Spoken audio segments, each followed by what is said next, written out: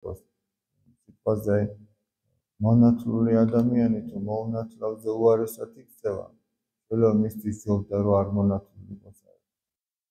მაგრამ ეგ იმას არ ნიშნავს, რომ ადამიანი არ მოინათლოს. არამედ ნიშნავს, რომ ნათელს რომ მიიღებს, მაგალითად აი როგორ არის მინდა მაკარი დიდის ცხოვრებაში არის ესეთი რაღაცა გაგახსენებ, რომ მიდიოდა და თავის ქალას წაჰკრა კვერთხი შემთხვევით და მე იმას ელაპარაკება. აღმოჩნდა, რომ ეს თავის ქალა იყო ერთ-ერთი ქურუმის, კეფთაყვანისმცემელი ქურუმის თავის ქალა. და ეკითხება რა ხდება ჯოჯოხეთს, ეს სულიერი მამა იყო, ახლა ჩვენ ამას რა თქმა უნდა ვერასოდეს ვერ იმას ვიზავთ, რომ ჩვენ ესეთი რაღაც გამოვესაუბროთ, მაგრამ ის სულიერი კაცია და ღმერთმაც გაუხსნა, არა მარტო მისთვის, არამედ ჩვენთვისაც. ახლა მეოთხე საუკუნეში იყო მაგარი დიდი და მთელი 17 საუკუნე ეს ამბავი ქრისტიანებმა იციან.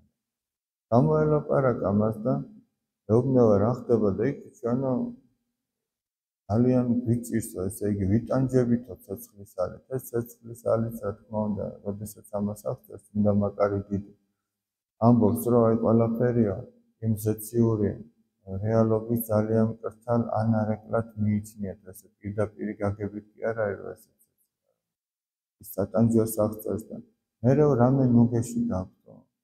და მან უთხრა, რომ აი როდესაც ჩვენ ლოცულობთ ჩვენთვისა, მაშინო ჩვენო ერთმანეთის ზურგით აღარ ვდგევართო და ერთმანეთს ვუყურებთო და ეს არის ჩვენი ნუგეში. მანამდე მარტოა ადამიანი და ვერავის ვერ ხედავს.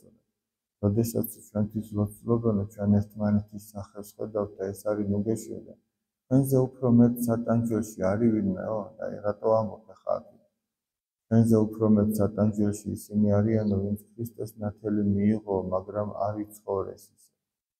იმიტომ ამბობ, აი არ იცხოვრეს ისე. შეიძლება მონათლული ხარ, შეიძლება მიიღე ქრისტეს ნათელი, ღვთისმცნებაც იცოდი, მაგრამ იმაზე უარესად იცხოვრე და იმაზე მეტად იტანჯება. როგორც აი ამ სულიერ მამას ღმერთმა გამოუცხადა.